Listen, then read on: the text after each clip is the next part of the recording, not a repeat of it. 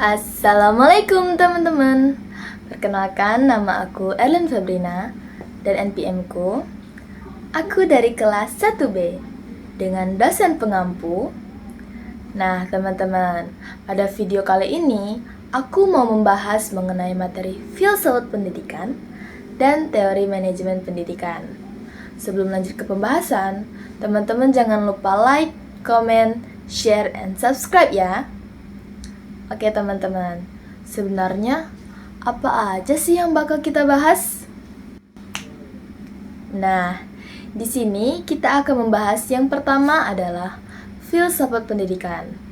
Di filsafat pendidikan, kita akan mengulik materi mengenai yang pertama adalah pengertian filsafat pendidikan, yang kedua adalah ruang lingkup filsafat pendidikan, yang ketiga adalah aliran filsafat pendidikan, dan yang keempat adalah hubungan filsafat pendidikan dengan praktik pendidikan.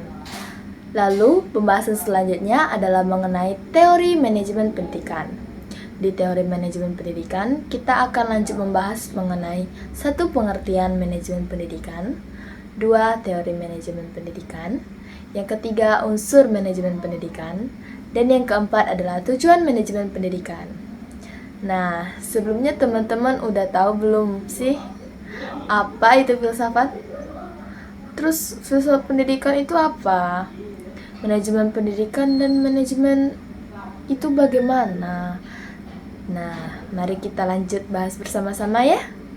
Lanjut ke pembahasan yang pertama, yaitu adalah pengertian filsafat pendidikan. Filsafat pendidikan itu berasal dari 2 kata, yaitu filsafat dan pendidikan.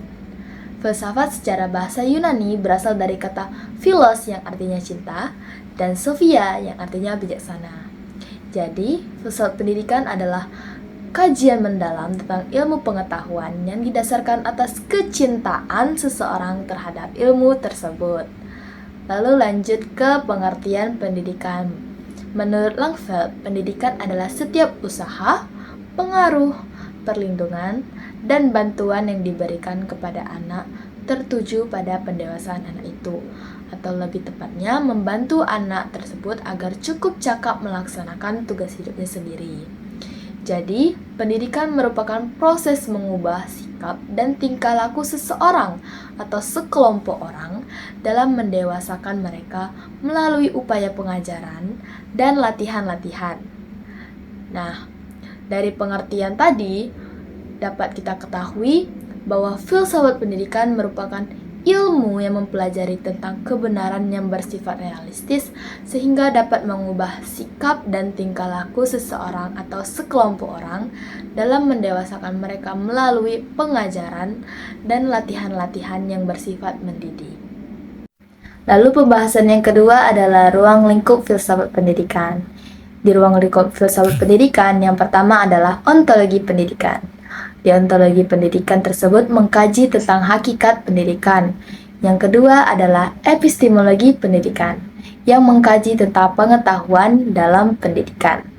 Lalu yang ketiga adalah aksiologi pendidikan, di mana mengkaji nilai-nilai yang mendasari pendidikan. Lalu yang terakhir yang keempat adalah logika pendidikan. Di logika pendidikan tersebut mengkaji tentang penalaran yang ada dalam pendidikan. Lalu selanjutnya ada aliran-aliran dalam filsafat pendidikan. Aliran yang pertama adalah idealisme. Aliran ini menekankan pada pengembangan potensi intelektual dan moral peserta didik. Intelektual maksudnya kecerdasan kita ya. Lalu yang kedua adalah realisme. Aliran ini menekankan pada realitas objektif dan pengalaman indrawi. Lalu yang ketiga adalah pragmatisme. Aliran ini menekankan pada pengalaman dan tindakan kita. Lalu yang keempat adalah eksistensialisme. Aliran ini menekankan pada kebebasan individu dan tanggung jawab pribadi. Lalu pembahasan tentang filsafat pendidikan yang terakhir adalah hubungan filsafat pendidikan dengan praktik pendidikan.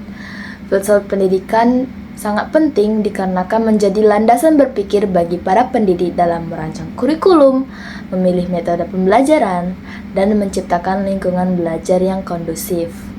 Kemudian lanjut ke pembahasan yang kedua, yaitu teori manajemen pendidikan. Tapi yang akan kita bahas terlebih dahulu adalah pengertian dari manajemen. Manajemen berasal dari bahasa Latin, yaitu dari kata manus yang artinya tangan, dan agere atau ager yang berarti melakukan. Kata-kata ini kemudian digabung menjadi manajer, yang berarti menangani sesuatu, mengatur, membuat sesuatu menjadi seperti apa yang diinginkan dengan mendayagunakan seluruh sumber daya yang ada. Lalu pengertian pendidikan. Seperti yang telah dijelaskan tadi, pendidikan merupakan proses mengubah sikap dan tingkah laku seseorang atau sekelompok orang dalam mendewasakan mereka melalui upaya-upaya pengajaran dan latihan-latihan. Jadi, pengertian manajemen pendidikan adalah proses pengelolaan usaha kerjasama sekelompok manusia yang tergabung dalam organisasi pendidikan untuk mencapai tujuan yang telah ditetapkan sebelumnya agar efektif dan efisien. Nah, di sini juga terdapat pengertian manajemen pendidikan menurut para ahli. Yang pertama adalah menurut Purwanto. Menurut Purwanto, manajemen pendidikan adalah semua kegiatan sekolah mulai dari usaha-usaha besar sampai usaha-usaha yang kecil. Lalu yang kedua adalah menurut Usman. Menurut Usman, manajemen pendidikan adalah seni dan ilmu mengelola sumber daya pendidikan untuk mewujudkan suasana belajar di mana peserta didik aktif mengembangkan potensi mereka. Lalu yang ketiga adalah menurut Nawawi. Nawawi mengemukakan bahwa manajemen pendidikan adalah ilmu terapan dalam bidang pendidikan yang merupakan rangkaian kegiatan atau keseluruhan proses pengendalian usaha, kerja, sama sejumlah orang untuk mencapai tujuan pendidikan secara berencana dan sistematis yang diselenggarakan di lingkungan tertentu. Lingkungan tertentu tersebut terutama dari lembaga pendidikan formal ya teman-teman. Lalu pada inti pembahasan yang kedua yaitu teori manajemen pendidikan. Yang pertama adalah teori klasik yang menekankan pada rasionalitas manusia dan efisiensi dalam bekerja dengan tokoh seperti Frederick W. Taylor yang memperkenalkan manajemen ilmiah. Lalu yang kedua adalah teori neoklasik. Teori neoklasik tersebut mengakui pentingnya hubungan sosial dan motivasi dalam organisasi dan menekankan kerjasama dan kebutuhan individu. Lalu yang ketiga adalah teori modern. Di teori modern tersebut melihat organisasi sebagai sistem terbuka yang kompleks dengan fokus pada analisis sistem dan desain.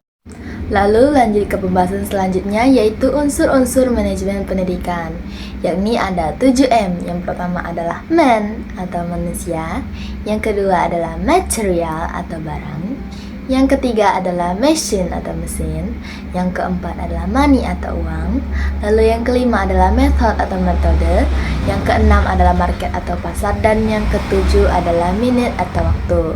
Lalu tujuan manajemen pendidikan yang pertama adalah terwujudnya suasana pendidikan dan proses pembelajaran yang aktif, inovatif, kreatif, efektif, dan menyenangkan.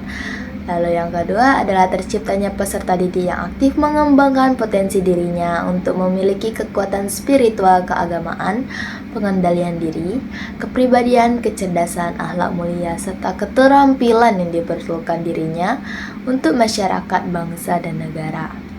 Lalu yang ketiga adalah terpenuhinya salah satu dari 4 kompetensi tenaga pendidik dan tenaga kependidikan, atau tertunjangnya kompetensi profesional sebagai pendidik dan tenaga kependidikan sebagaimana nantinya. Lalu yang keempat adalah tercapainya tujuan pendidikan secara efektif dan efisien. Lalu yang kelima, terbekalinya tenaga kependidikan dengan teori tentang proses dan tujuan dan tugas administrasi pendidikan, atau tertunjangnya profesi sebagai manajer atau konsultan manajemen pendidikan. Lalu yang keenam adalah teratasinya masalah mutu pendidikan.